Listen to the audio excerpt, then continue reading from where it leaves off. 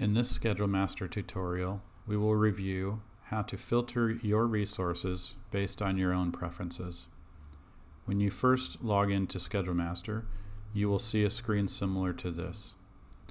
If you don't, you can click on Schedule, All Schedules, and you'll be taken to this screen. From here, we can hide or minimize the key by pressing the little arrow next to the key. This leaves us the Filter by Resource screen. By default, all airplane and all locations is selected. If you're a student, for instance, and you have 2 or 3 instructors you work with, and you only fly 172s, it's very easy to filter everything else out from this screen. The first thing we'll do is scroll down and look for all C-172. This will give us all Cessna 172s. We'll continue to scroll down and select 3 instructors.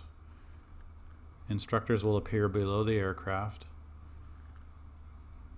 So if we scroll down and select our first instructor, Agresto. In order to do this, before you select this, you'll need to hold down either the Control key on a PC or the Command key on a Mac so that you can select multiple preferences.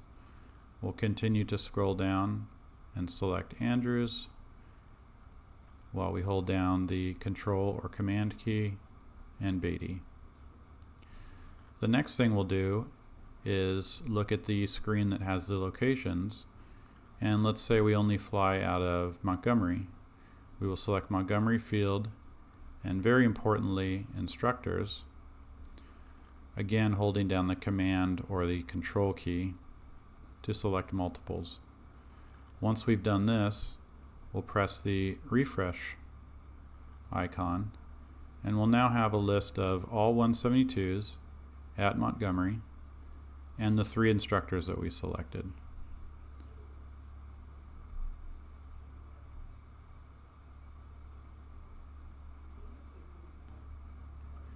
Now, if we want to save this as the default when we log in again, we will select the gear and Save Display.